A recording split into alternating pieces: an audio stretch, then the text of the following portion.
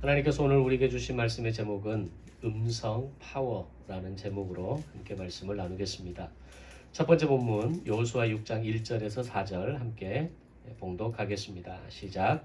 이스라엘 자손들로 말미암아 여리고는 굳게 닫혔고 출입하는 자가 없더라.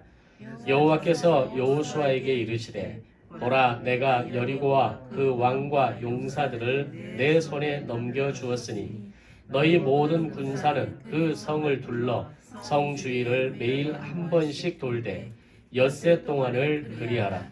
제사장 7은 7 양각 나팔을 잡고 언약궤 앞에서 나아갈 것이요 7째 날에는 그 성을 7번 돌며 그 제사장들은 나팔을 불 것이며. 아멘.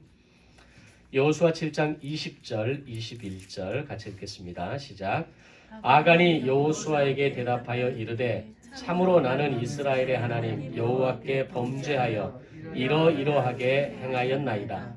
내가 노력한 물건 중에 시날산의 아름다운 외투 한 벌과 은 200세겔과 그 무게가 50세겔 되는 금덩이 하나를 보고 탐내어 가졌나이다. 벗어서 이제 그 물건들을 내 장막 가운데 땅 속에 감추었는데 은은 그 밑에 있나이다 하더라. 아멘. 세 번째 본문 여호수아 8장 1절에서 7절 시작. 여호와께서 여호수아에게 이르시되 두려워하지 말라, 놀라지 말라. 군사를 다 거느리고 일어나 아이로 올라가라.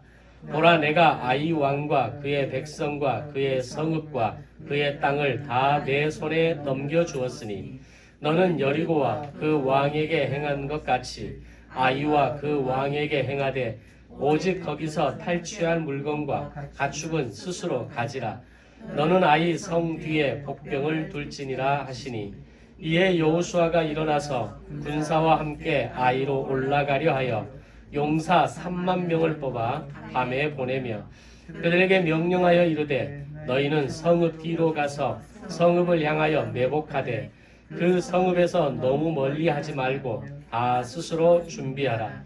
나와 나를 따르는 모든 백성은 다 성읍으로 가까이 가리니 그들이 처음과 같이 우리에게로 쳐 올라올 것이라. 그리할 때에 우리가 그들 앞에서 도망하며 그들이 나와서 우리를 추격하며 이르기를 그들이 처음과 같이 우리 앞에서 도망한다 하고 우리의 유인을 받아 그 성읍에서 멀리 떠날 것이라. 우리가 그들 앞에서 도망하거든 너희는 매복한 곳에서 일어나 그 성읍을 점령하라. 너희 하나님 여호와께서 그 성읍을 너희 손에 주시리라. 아멘. 네 번째 본문 여호수아 8장 32절에서 35절 말씀 시작. 여호수아가 거기서 모세가 기록한 율법을 이스라엘 자손의 목전에서 그 돌에 기록하며 온 이스라엘과 그 장로들과 관리들과 재판장들과 본토인뿐 아니라 이방인까지 여호와의 언약궤를 맨 레위 사람 제사장들 앞에서 궤의 좌우에 서되 절반은 그리심 산 앞에 절반은 에발산 앞에 섰으니 이는 전에 여호와의 종 모세가 이스라엘 백성에게 축복하라고 명령한 대로 함이라. 그 후에 여호수아가 율법책에 기록된 모든 것대로 축복과 저주하는 율법의 모든 말씀을 낭독하였으니 모세가 명령한 것은 여호수아가 이스라엘 온 회중과 여자들과 아이와 그들 중에 동행하는 거류민들 앞에서 낭독하지 아니한 말이 하나도 없었더라. 아멘. 요단강을 걷는 이스라엘 백성들의 시간은 전쟁의 연속이었습니다.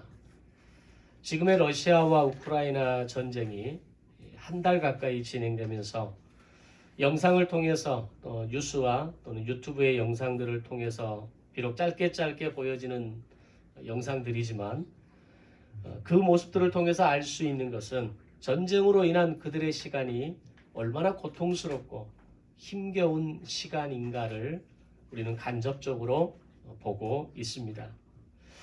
그런 면에서 여호수아와 이스라엘 백성들이 가졌던 그 5년의 시간은 아주 무거운 전쟁의 이야기가 될 것입니다.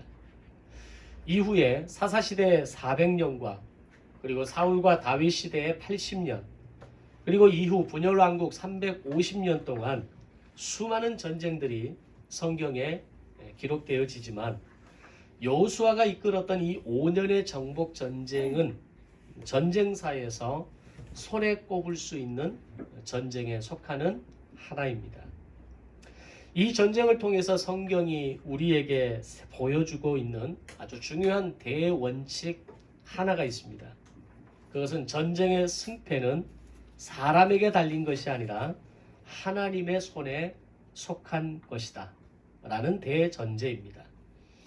이 원칙은 500년 후에 이 모세오경을 공부하면서 아말렉 전쟁과 가나안 전쟁을 완벽하게 이해했던 다윗에게 그대로 승화되어집니다.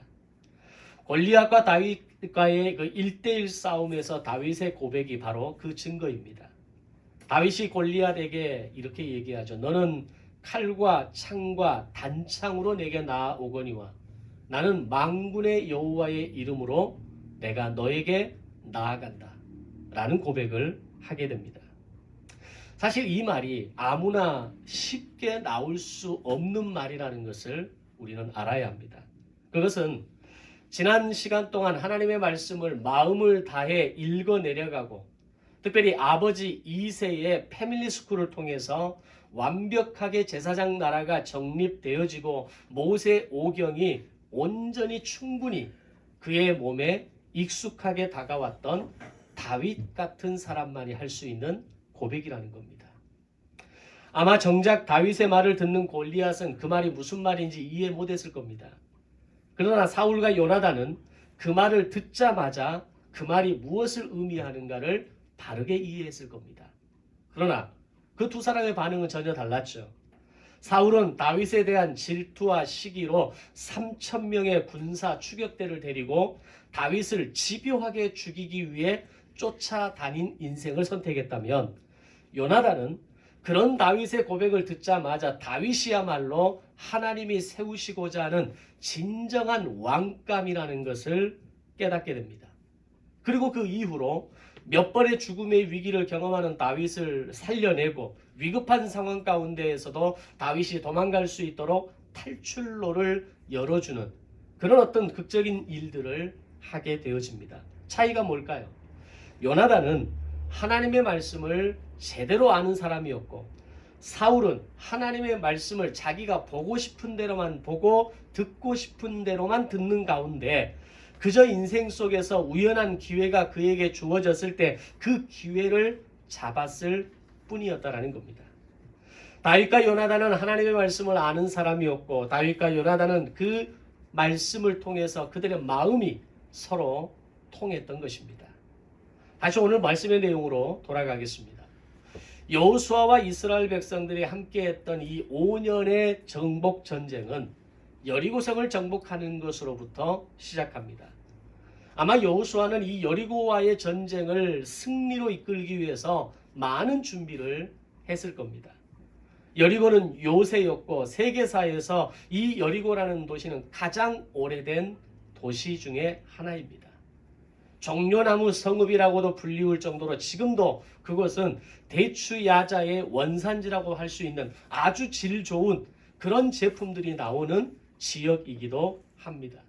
그런데 그런 여리고라는 성을 가장 먼저 정복하고 전쟁을 벌일 때에 여호수아의 마음 가운데에는 이 성을 반드시 이겨야 한다라고 하는 그런 어떤 분명한 목표가 여호수아에게 있었을 겁니다. 바로 그 중에 하나의 전략이 2명의 정탐꾼을 여리고성에 보내는 것이었죠. 그리고 여호수아는 그들이 가져온 정보를 바탕으로 전략과 전술을 계획하면서 가나안 정복 전쟁의 첫 번째 전쟁을 성공적으로 이끌기 위한 만반의 준비를 갖추었을 거라는 겁니다. 그런데 그렇게 시간을 다투는 상황에서 하나님께서 여호수아에게 여리고 성에 대한 전투 방법을 말씀하시는데 그것은 여호수아가 그렇게 애써서 준비했던 전략 전술과는 완전히 다른 것이었습니다. 그것이 오늘 첫 번째 본문의 말씀입니다. 바로 제사장 7명이 앞장서서 7개의 나팔을 들고 7일 동안 하루에 한 바퀴씩 여리고성을 돌라는 것입니다. 그리고 마지막 7일째에는 7바퀴를 돌고 그 도는 가운데에 그 시간들 가운데에서 이스라엘 백성들은 입을 다물게 하십니다. 절대로 말을 하지 말고 여호수아의 명령대로 그 길을 따르라는 명령을 내리신 겁니다.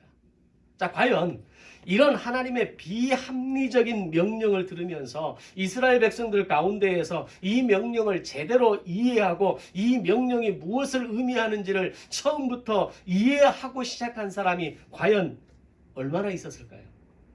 아마 쉽지 않았을 겁니다. 그게 뭘 말하는지 그들이 충분히 공감하고 충분히 그것을 따를 만한, 순종할 만한 그런 명령이라고 보여질 수 있는 것이 아니기 때문입니다. 그렇다면 우리는 반대편에서 왜 하나님께서 여호수아에게 이런 비합리적인 명령을 내리셨을까를 생각해 봐야 합니다. 하나님 편에서 이 명령을 바라보면 이스라엘 백성들로 하여금 여리고성을 7일 동안 돌라고 하신 것은 아마 그들에게 이 반복적으로 나타나는 7이라고 하는 이 숫자로 연상되어지는 한 가지 사건을 생각나게 하시려는 의도가 있었다라는 겁니다. 우리도 그러지 않습니까? 우리의 삶 속에 어떤 문제, 어떤 상황을 내가 만났을 때 그 상황에 이전에 어떤 경험, 이전에 강하게 각인된 사건들이 우리는 연결되어지지 않습니까?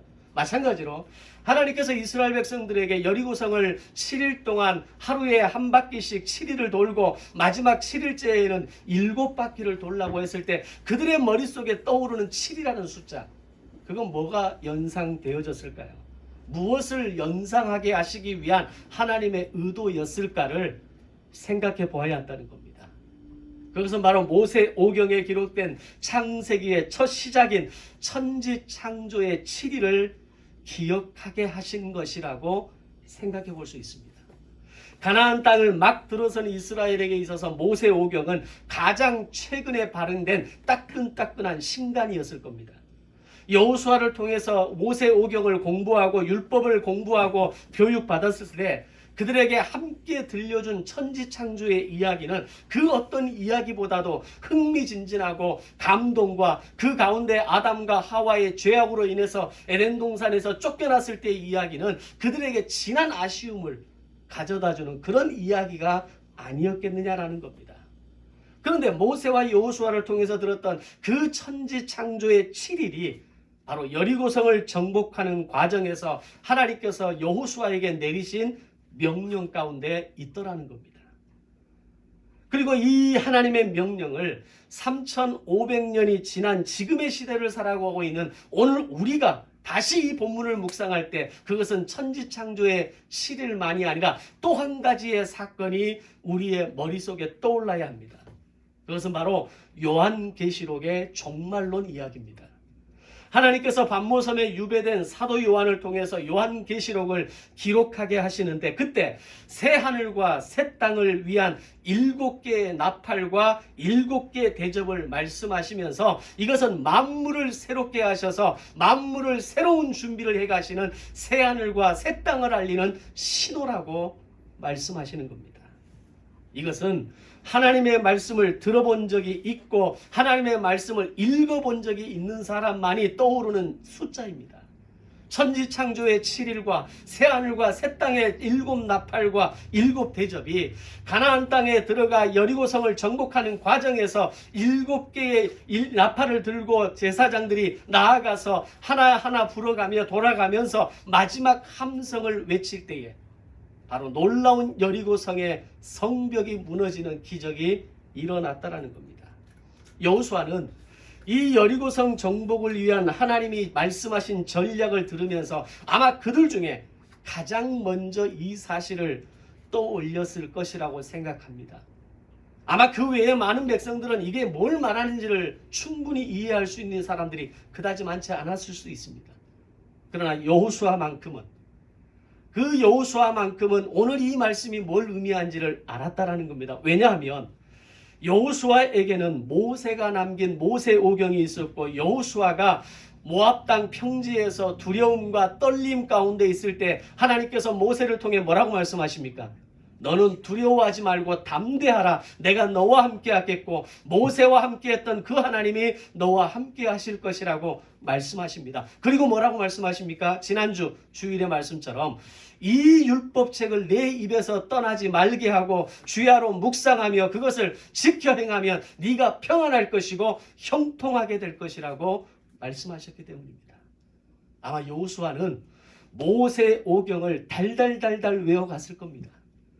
창세기부터 레위기 신명기의 말씀에 이르기까지 하나님께서 모세를 통해 주셨던 그 말씀을 그의 마음속에 새겨갔을 겁니다. 왜 7일 동안 하루에 한 바퀴씩 마지막 7일째에는 7바퀴를 돌라 하셨을까? 아마 여호수아의 머릿속에는, 여호수아가 그 말씀을 듣는 순간 그의 머릿속에는 천지창조의 7일이 떠올랐을 거라는 겁니다. 그것이 하나님의 말씀을 가까이 하는 사람에게 주시는 은혜라는 겁니다. 매일매일 성경 통독을 하고 10년 동안 성경 공부를 강조하는 목회자와 함께 그렇게 말씀을 배우고 또 배우는 시간이 있었지만, 그래도 불구하고 제가 여러분에게 강조하는 것은 성경을 공부해야 한다는 겁니다. 아마 제가 이런 얘기를 할 때 그런 생각을 하시는 분도 있을 겁니다. 그렇게 많은 것을 배우고 그렇게 오랫동안 성경 공부를 해왔고 저를 만나기 이전에도 10수년의 시간을 성경을 읽고 공부해 왔는데 뭘 또 배우고 배워야 하는가라는 의문을 가질 수 있겠죠. 그런데 여러분이 아셔야 할 사실은 이 모든 시간과 내용이 모이고 모여서 우리가 인생을 살아가고 위기를 살아낼 때 그 시간을 뚫고 지나갈 수 있는 진짜 힘이 나온다라는 겁니다. 이것은 위기 가운데 처한 사람이 하나님의 말씀을 통해서 일어서고 회복되어지는 시간을 경험한 사람만이 깨달을 수 있는 사실이라는 겁니다. 아멘. 그렇게 여호수아는 하나님의 말씀이 이해되어졌을 것이고, 우리는 오늘의 말씀을 읽으면서 7일간의 천지창조 사건만이 아니라 요한계시록의 새하늘과 새 땅이 이해되어지는 은혜가 함께 하시기를 주님의 이름으로 축원합니다. 말씀은 그렇게 우리의 폭이, 우리가 말씀을 바라보고 인생을 바라보고 세상을 바라보는 폭을 넓게 만들어준다는 사실을 알아야 하는 겁니다. 자, 어쨌든 여리고성 이 공성전은 다른 공성전보다 절대로 쉽지 않은 전쟁이었습니다. 왜냐하면 이미 이스라엘의 출애굽 사건부터 지난 40년 동안 어떻게 여기까지 오게 되었는지를 누구보다 잘 알고 있는 사람들이 누굽니까? 여리고성 사람들 아닙니까? 그건 라합을 통해서 우리가 이미 알고 있는 사실입니다. 너희에 대한 이야기를 들었다. 어떻게 출애굽을 했는지, 어떻게 광야를 지나왔는지, 어떻게 여기까지 왔는지, 거기에는 하나님이 너희와 함께 하셨다는 사실을 우리는 들었다라고 이야기하지 않았습니까? 그리고 그들이 할 수 있었던 유일한 행동은 오늘 본문의 말씀처럼 문을 굳게 닫았고 출입하는 자가 없었다. 이것밖에 할 수 없었다라는 겁니다. 그래도 문을 열고 나와서 한번 붙어보자라는 마음이 있어야 해볼 만한 싸움이 아니겠습니까? 그런데 문을 굳게 걸어 잠근 여리고성을 공격한다는 것은 이스라엘에게 있어서 결코 쉬운 일이 아니었다라는 겁니다. 이런 상황에서 하나님께서 여호수아에게 주신 이 말도 안 되고 믿을 수 없는 놀라운 여리고성 공략 전투 전략은 다음과 같습니다. 첫째로 제사장 7명이 7개 양각 나팔을 불고 언약궤 앞에 서고 무장한 군인들과 함께 6일 동안 매일 여리고성을 한 바퀴씩 돌라는 겁니다. 두 번째, 7일째에는 여리고성을 7바퀴 돈 후에 양각 나팔을 불 때 이스라엘 백성들은 모두 일제히 큰 소리로 외치라고 하는 겁니다. 그런데 일반적으로 예상할 수 있는 것과는 달리 도저히 믿을 수 없는 상황이 일어나게 됩니다. 마지막 7일째 7바퀴를 돌고 7나팔을 힘차게 불면서 모든 백성이 일제히 함성을 질렀을 때 여리고성이 무너졌다는 겁니다. 그 이유가 뭘까요? 물론 출애굽을 가능하도록 이끄셨던 하나님의 손, 하나님의 기적이 그 위에 임하심으로 인하여서 여리고성을 무너뜨린 것은 분명히 맞습니다. 그런데 오늘 조금 다른 접근 방법으로 이 사건을 이해해 보고자 합니다. 즉 여리고성을 무너뜨린 힘은 바로 소리의 힘이었다라는 겁니다. 즉 사운드 파워였고 그것은 공명이라고 하는 새로운 개념으로 접근해 볼 수 있다라는 겁니다. 여리고성을 무너뜨린 소리의 힘은 바로 하나님의 말씀에 순종했던 7개의 나팔과 이스라엘 백성들이 함께 일제히 외쳤던 소리의 결과였습니다. 자, 그럼 실제로 이 소리의 공명으로 성이 무너지는 것이 가능한 일인가? 라는 의문을 가질 수 있겠죠. 그런데 과학에서 이야기하는 소리의 힘, 즉 공명으로 인해 실제 다리가 무너지거나 건물이 흔들릴 수 있다는 것을 이야기합니다. 모든 물체는 고유의 진동수를 가지고 있는데 그와 같은 진동수를 가진 힘을 주기적으로 물체에 가할 경우에 물체의 진폭과 에너지가 증가하는 현상이 만들어지면서 순간 깨지거나 무너질 수 있다는 겁니다. 이게 과학의 원리입니다. 실제로 1850년 프랑스 앙제 다리가 공명에 의해서 소리에 의해서 붕괴됩니다. 1940년 미국 워싱턴의 타코마 대교도 소리에 의해서 붕괴되었다라는 기록이 있습니다. 따라서 여리고성 전투에서 7개의 나팔 소리와 신호에 따라서 일제히 외치는 60만 명, 어쩌면 200만 명이 외치는 그 이스라엘 백성들의 소리, 그리고 거기에 하나님의 손이 얹어졌을 때에 여리고성이 무너졌다라는 것은 과학과 신앙과 기적의 관점에서 볼 때 매우 자연스러운 결과가 될 수 있다라는 겁니다. 하나님의 기적이 아니다라는 이야기를 하는 게 아닙니다. 분명 하나님의 기적이고 하나님의 역사고 하나님의 손을 얹으심으로 일어난 결과입니다. 그러나 거기에 왜 하나님께서 그들에게 함성을 지르게 하셨느냐라는 겁니다. 하나님의 기적만으로 하는 것이라면 소리 지를 필요가 없는 거죠. 하나님은 과학과 신앙과 이성과 기적, 이 모든 것들이 하나로 어우러져서 하나의 작품이 만들어지게 하셨다라는 겁니다. 즉 하나님의 명령에 순종함으로 나아갔던 이스라엘 백성들과 그들이 일제히 외치는 함성에 하나님의 기적의 손이 얹어지면서 만들어진 결과였다라는 겁니다. 아멘. 이렇게 무너진 여리고성의 전투의 결과에 주목할 만한 2가지 내용이 있습니다. 첫 번째는 여리고성의 모든 전리품들을 인간으로 하여금 이스라엘 백성들로 하여금 절대 취하게 못하게 하십니다. 모두 하나님께 바치고 여호와의 집 창고에 드렸다라는 겁니다. 그리고 성 안의 모든 사람들과 동물들을 칼로 진멸했다라는 기록입니다. 왜 그렇게 하셨을까를 생각해 보면 제가 내린 결론은 여리고성은 가나안의 첫 성이었습니다. 첫 성의 개념은 하나님은 첫 것은 내 것이라고 하는 분명한 기준을 가지고 있기 때문에 하나님은 절대로 여리고성에 대해서 어떤 전리품들도 취하지 못하게 하셨다는 겁니다. 2번째는 라합과의 약속을 지켜 라합과 그의 가정을 살려주셨습니다. 여호수아와 이스라엘 백성들은 완벽하게 하나님의 명령대로 가나안에서의 전쟁을 첫 번째 전쟁을 승리로 이끌었을 뿐만 아니라 더 나아가 라합과의 약속을 지켰다라는 겁니다. 한번 생각해 보십시오. 그런 전쟁 중에 한 사람과의 약속을 지키는 것이 정말 쉬운 일일까요? 지금의 첨단 무기를 자랑하는 지금에 와서도 우리가 어린아이가 있는 시설, 노약자의 시설, 병원과 같은 시설은 공격하지 않겠다, 공격하지 않았다라고 말하는 게 러시아의 주장 아닙니까? 근데 실제로 뉴스와 유튜브를 통해서 들려지는 영상은 병원을 향해서 사람들이, 어린아이들이, 여인들이 피해 있는 그 피난민이 있는 곳에 포격을 하는 일들이 일어나고 있습니다. 전쟁 속에서 한 사람과의 약속을 지켜낸다는 건 쉬운 게 아닙니다. 그 전쟁, 여리고 성벽이 무너지고 여리고 성으로 밀고 들어가서 사람들과 동물들을 진멸하는 과정에서 한 사람, 그 한 가정을 지켜낸다는 것이 과연 고대 전쟁에서 가능한 일이었을까라는 겁니다. 그런데 여호수아와 이스라엘 백성들은 거기까지 해냅니다. 왜냐하면 그것이 하나님의 명령이었고 하나님의 계획이었기 때문입니다. 엄밀하게 말하면 여호수아가 처음부터 계획한 일은 아니지만 2명의 정탐꾼을 여리고성으로 들여보낼 때 그 여리고성에 들여보낸 그 일의 최종 목적은 하나님의 관점에서 뭐였다고 생각하십니까? 라합의 가정을 살리는 게 목적이었던 겁니다. 그 2명의 정탐꾼이 여리고성을 공격하기 위한 취약한 곳을 찾아냈을 것이고 그것을 바탕으로 전략과 전술을 여호수아가 짜내지만 결국 마지막에 2명의 정탐꾼이 한 일의 결과는 뭡니까?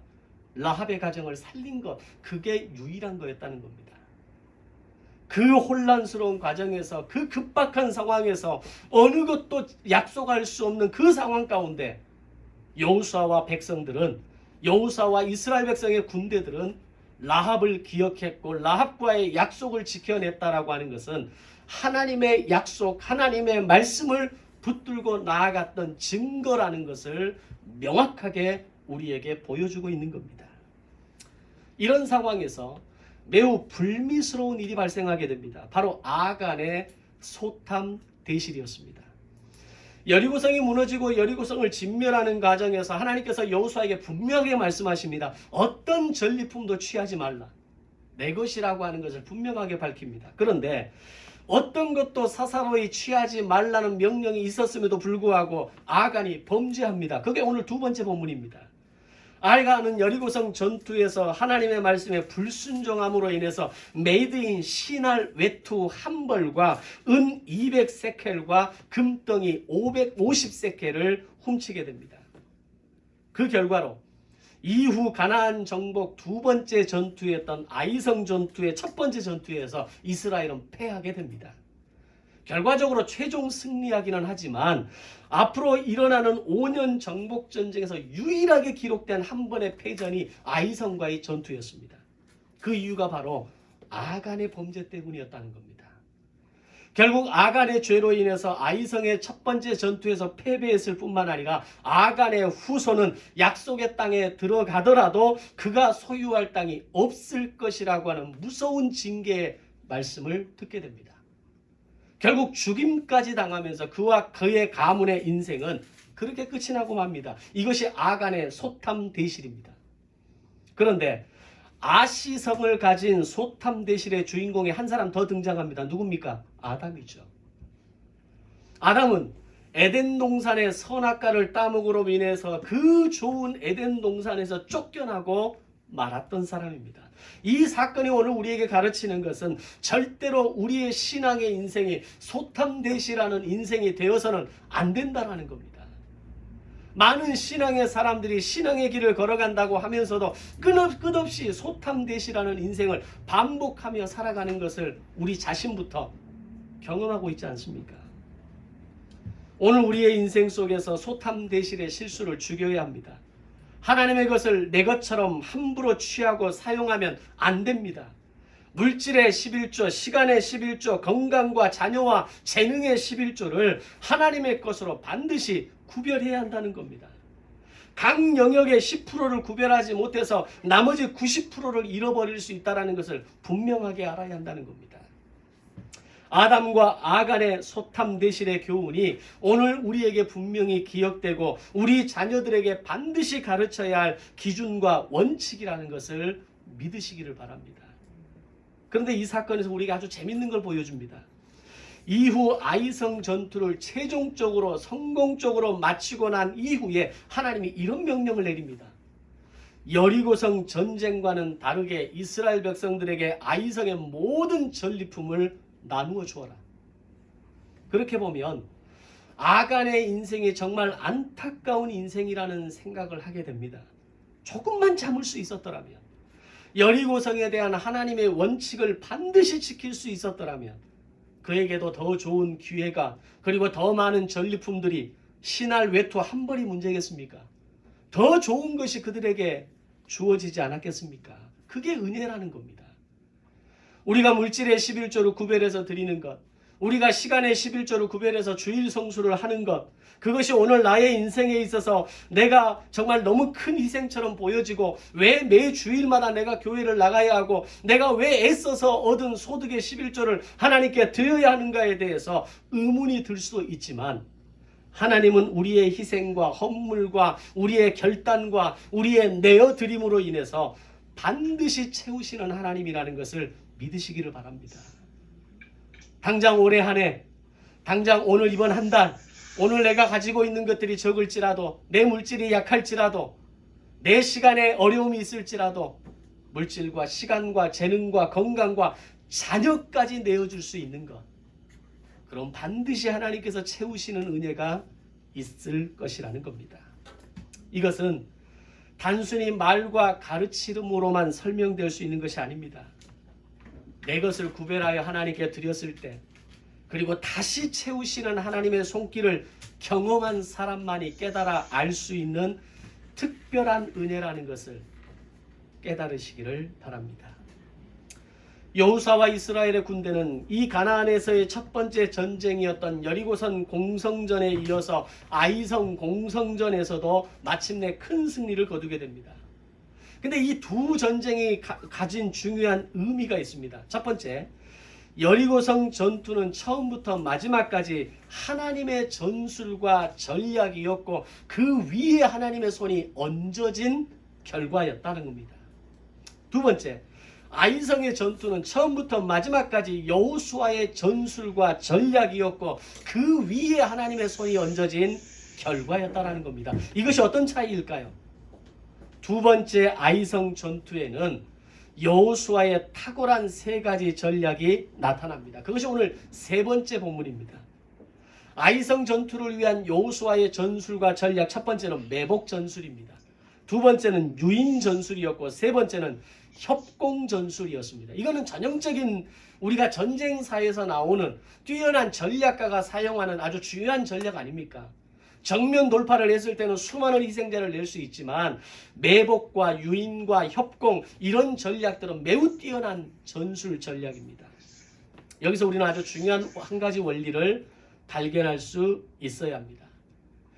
이후에 5년간의 가나안 정복 전쟁은 모두가 여호수아의 전략과 전술을 통한 전쟁들이었다는 겁니다. 하나님께서 전략 전술을 짜주시고 성을 정복하는 과정을 아주 자세하게 매뉴얼대로 제공한 것은 여리고성이 유일했습니다. 그러면 그렇다고 해서 그 이후의 전쟁, 여리고성 이외의 나머지 전쟁은 하나님의 손이 필요 없는, 하나님의 손이 얹어지지 않는 전쟁이었느냐라고 하는 겁니다. 그렇지 않습니다. 하나님은 여리고성 전투를 통해서 전쟁이 하나님의 손에 있다라는 것을 여호수아와 이스라엘 백성들로 하여금 분명하게 깨닫게 하십니다. 과거 아말렉 전쟁을 직접 치루었던 여호수아 외에는 지금까지 하나님이 주관하시는 전쟁을 경험한 사람이 지난 40년 역사 속에 한 사람도 없습니다. 여호수아와 갈렙 외에는 다 죽지 않았습니까?